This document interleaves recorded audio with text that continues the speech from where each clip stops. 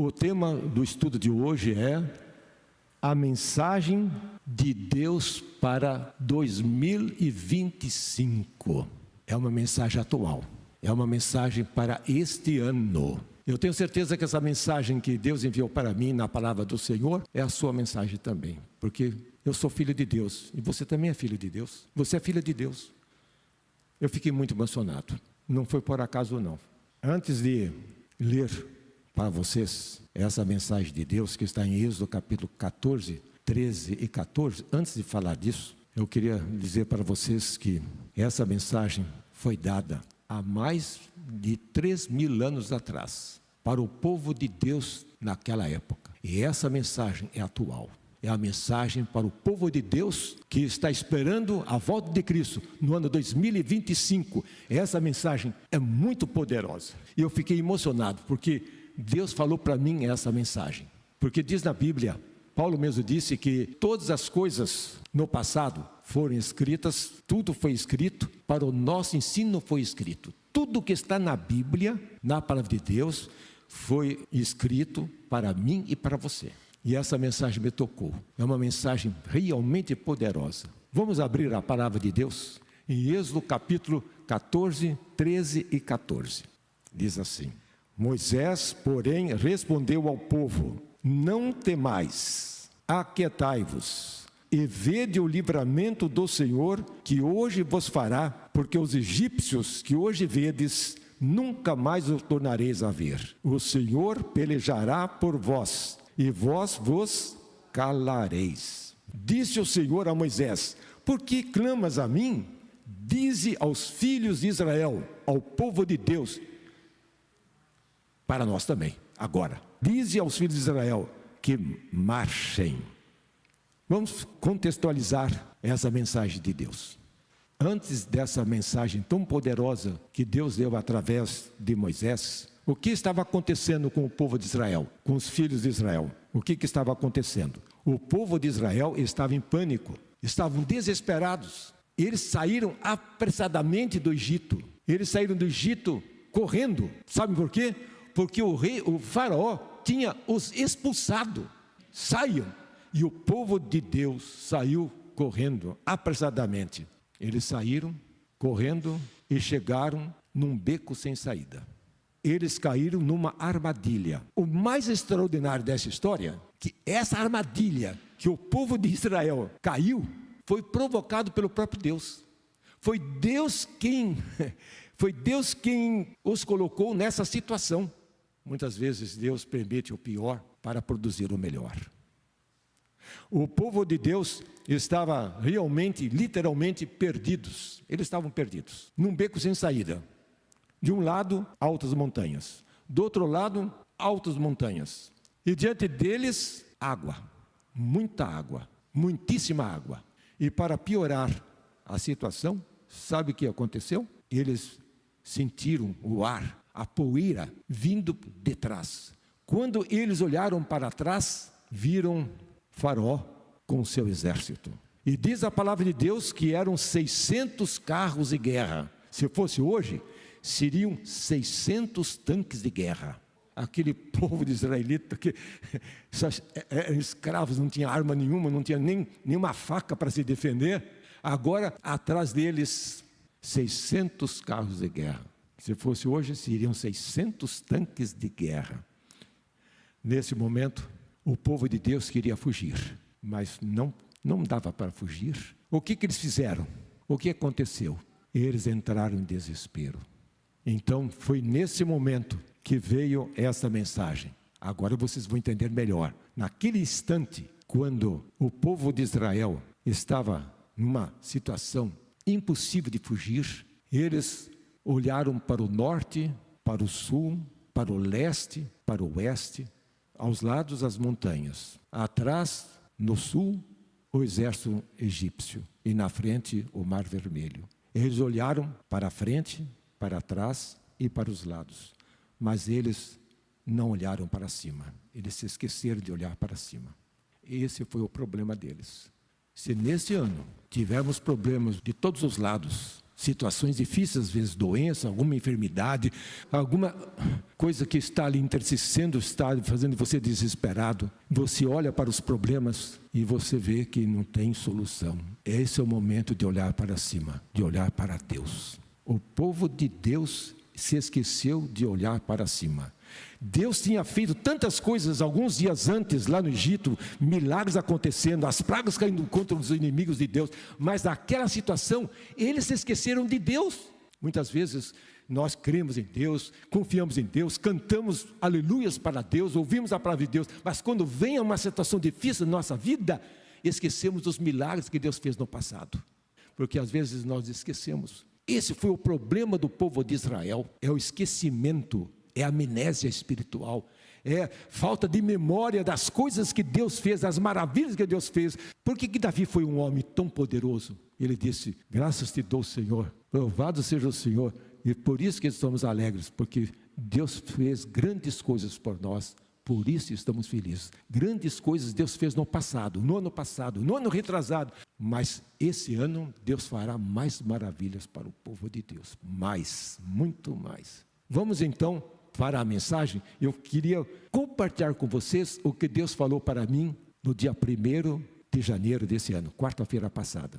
Primeiro, o que Deus falou através de Moisés? Não temais. Primeira coisa, é a mensagem de Deus. Meu amigo, minha amiga, e quando li, eu gosto de ler, sempre na primeira pessoa do singular. Quando li assim, não temais, eu li, Arthur, não tema.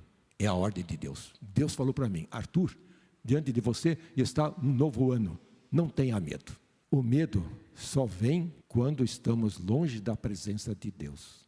Quando estamos na presença de Deus, não existe medo, não existe fobia, não existe angústia, não existe desespero, mesmo que você seja como Jó, passando naquela situação difícil, mas ele não teve medo, ele enfrentou as suas tragédias, as suas perdas.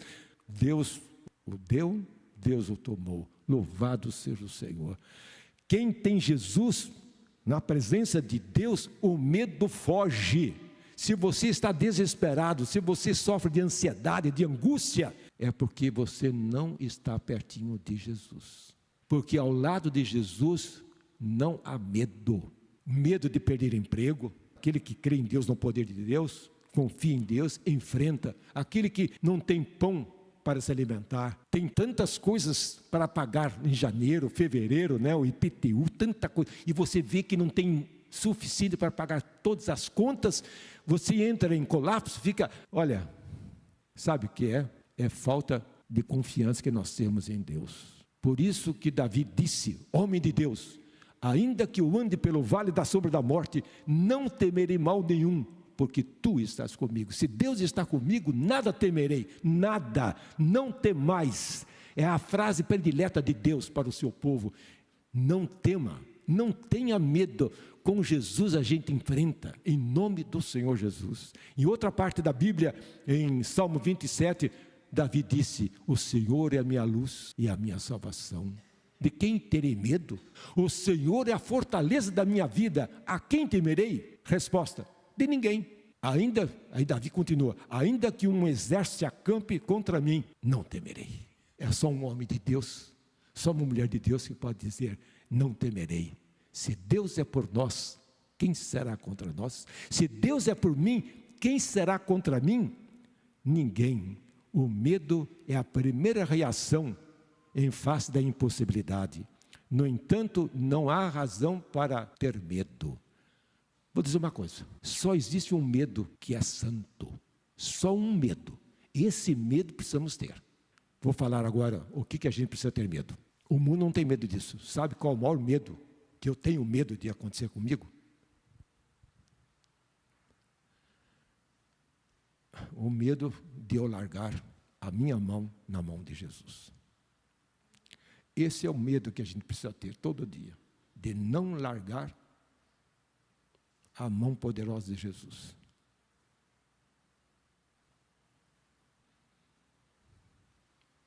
Não temais, não tema, nós precisamos confiar mais em Deus, ter mais fé em Deus. Segunda coisa, a mensagem que Deus me deu, que eu estou compartilhando com vocês nesta noite. O que diz aqui? Aquietai-vos. O medo, sabe o que acontece?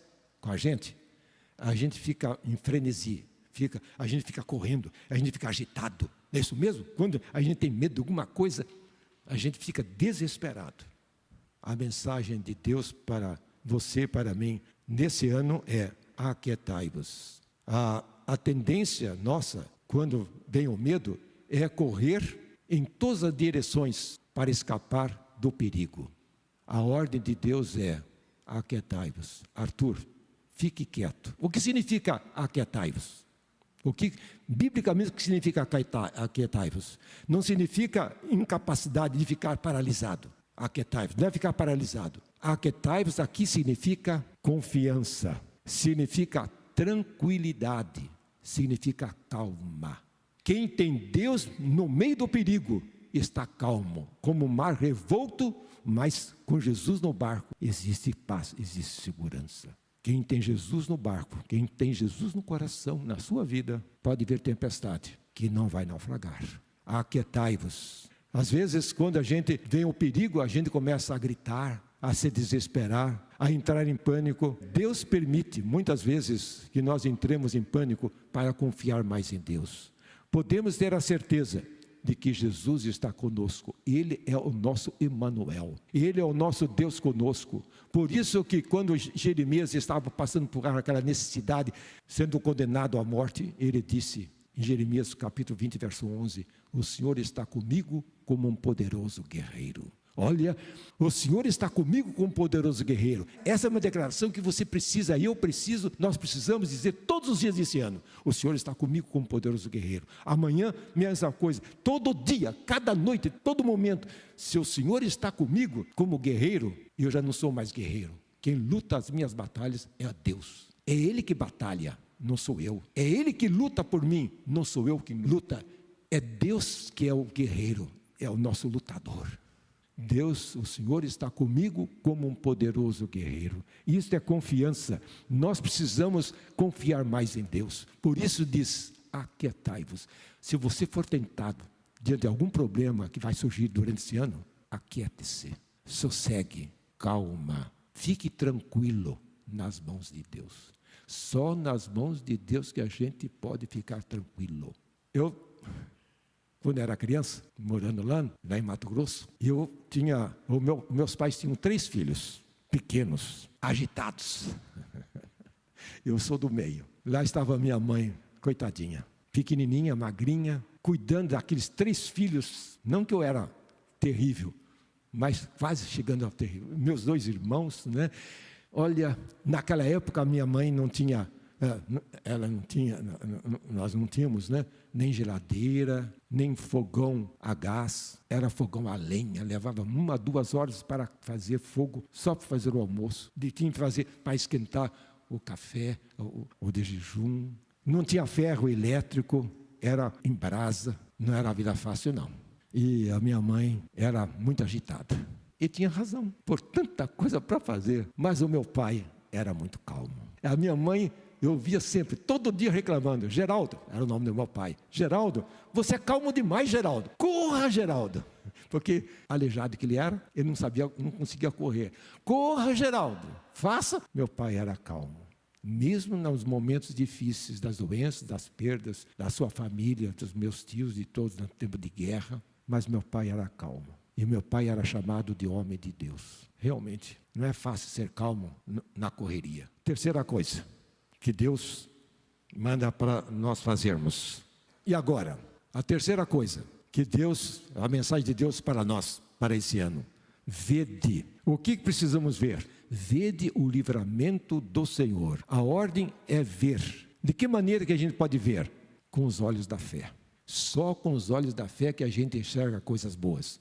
Depois da tempestade, vem a bonança. O cristão vê a bonança primeiro, antes da tempestade. Isso é ver com os olhos de Deus, olhando para Jesus, o autor e consumador da fé. Precisamos olhar mais para a cruz de Cristo, precisamos olhar mais para o Calvário. Precisamos olhar mais para a sepultura que Jesus ressuscitou. Precisamos contemplar, ver mais Jesus Cristo vivo, ressuscitado. Precisamos ver mais as promessas de Deus. Precisamos ver, contemplar mais o céu. Precisamos contemplar mais a nova terra, pensar mais. Eu estava assistindo um programa na Novo Tempo, de madrugada, que eu sofro, sempre digo para vocês que sofro de insônia. Eu acordo bem cedo e eu assisto os melhores programas da Novo Tempo.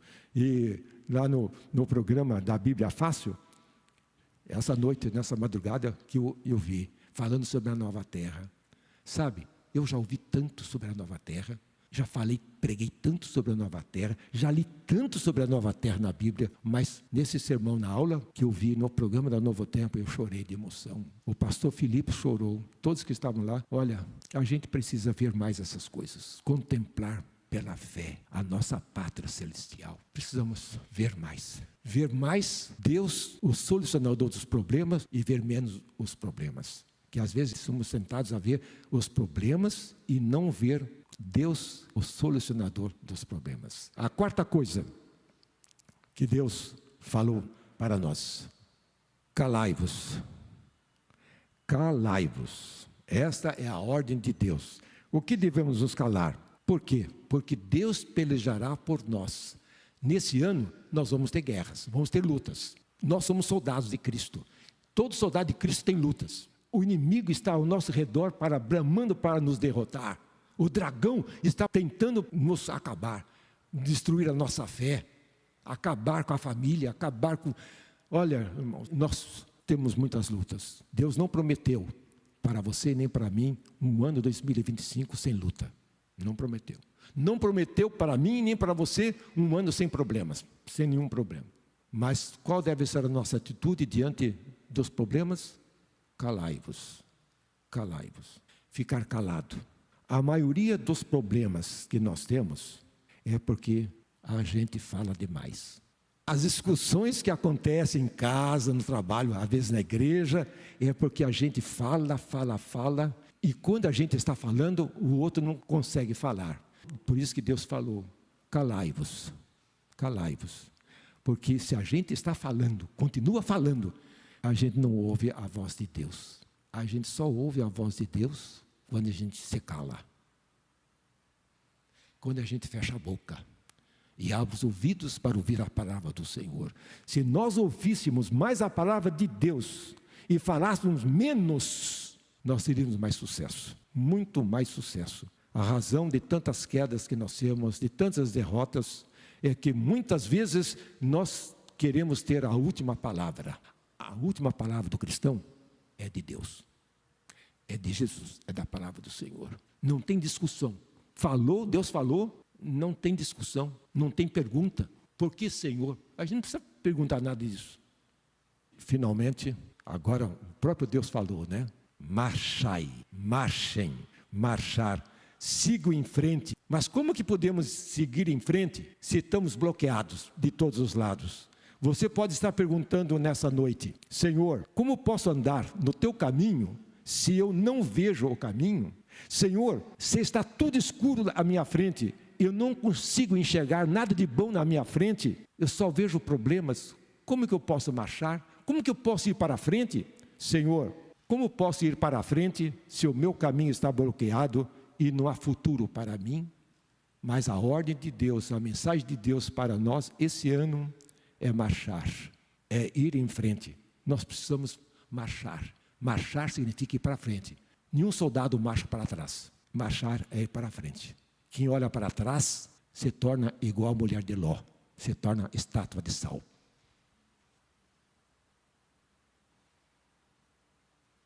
Quem olha para o mundo, saudades do mundo, as coisas, não podemos desistir. Se Deus falou para marchar, é continuar marchando, é não desistir. O ano todo, 365 dias marchando com Jesus, andando com Jesus. Às vezes não é fácil. Alguns cristãos cansam. Tem alguns meus amigos, dos quais desceram as águas batismais aqui, alguns deles desistiram, se cansaram. Ainda que o caminho é longo e mau, os nossos pés firmes estão, ainda longe de Canaã, diz o hino. Não podemos ficar cansados, devemos caminhar. Se você não tem força para caminhar, Peça a Deus força, que Deus vai dar força. Se você não consegue mais caminhar, Deus vai tomar você pelas mãos, nos seus braços, vai carregar você.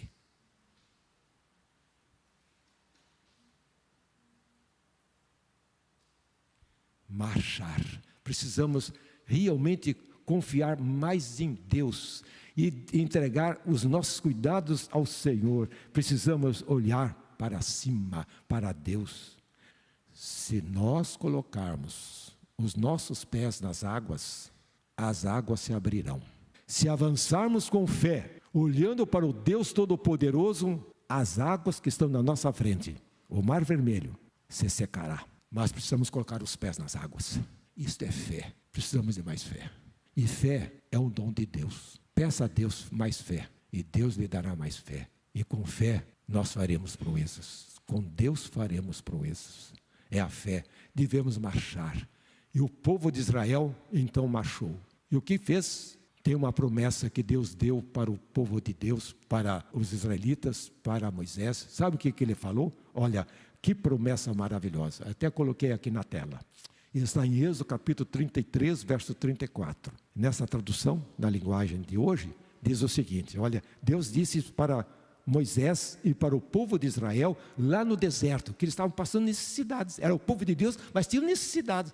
Faltava pão, Deus dava pão, maná. Faltava água, Deus dava água. Faltava, olha, Deus fazia tudo por eles. Deus disse para Moisés: eu irei com você e lhe darei a vitória. Na tradução que você tem, quem sabe na sua Bíblia, a minha presença irá contigo e darei descanso. Descanso na palavra de Deus é vitória. Deus prometeu estar com seu povo durante todo o deserto, até entrar na terra prometida, para dar a vitória. Essa vitória é certa.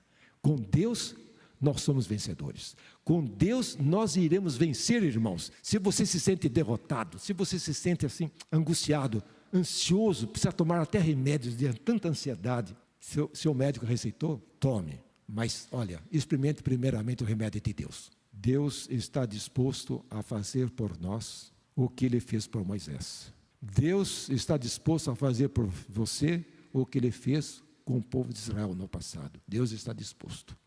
O mesmo Deus de Moisés, o mesmo Deus do povo de Israel do passado, é o nosso Deus.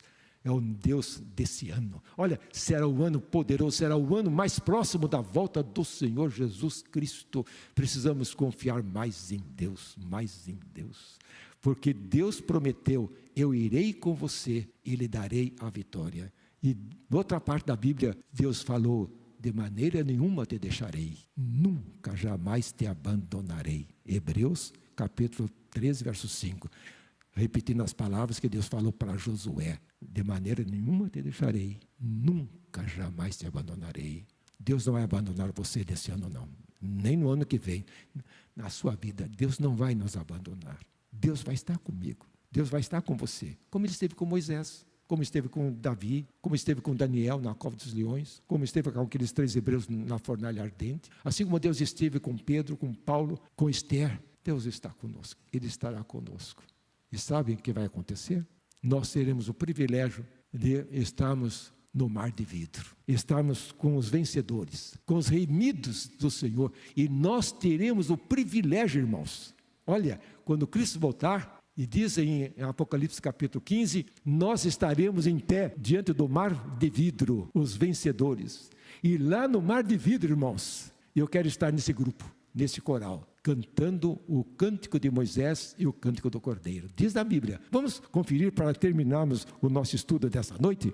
Apocalipse capítulo 15 e o verso 2 em diante. Olha que coisa linda. Que cântico maravilhoso. Esse cântico nós iremos cantar quando estivermos no reino de Deus. Os vencedores. Eu quero estar nesse coral. Eu quero cantar nesse coral. Você deseja também? Vou ler. Verso 2. Vi como que um mar de vidro mesclado de fogo, e os vencedores da besta, da sua imagem e do número do seu nome. Vejam só, nos últimos dias da história desse mundo, se unirá os poderes do mundo para perseguir o povo de Deus. Irou-se o dragão contra a mulher. E diz aqui, olha, os vencedores da besta, da sua imagem e do número do seu nome, que se achavam em pé no mar de vidro, tendo harpas de Deus, entoavam o cântico de Moisés, servo de Deus, e o cântico do Cordeiro, dizendo: grandes e admiráveis são as tuas obras, Senhor Deus Todo-Poderoso, justos e verdadeiros os teus caminhos, ó Rei das nações. Quem não temerá e não glorificará o teu nome, ó Senhor, pois só tu és santo. Por isso todas as nações virão e adorarão diante de ti, porque os teus atos de justiça se fizeram manifestos. Você não deseja participar desse coral dos vencedores? Siga a mensagem de Deus para você nesse ano. E lembre-se dessas 5 palavras da mensagem de Deus para você desse ano, que foi para o povo de Deus no passado, que é para nós hoje. Não temais, aquietai-vos, vede, calai-vos, marchai. Lembre-se dessa mensagem todos os dias, e você será vencedor e vencedora.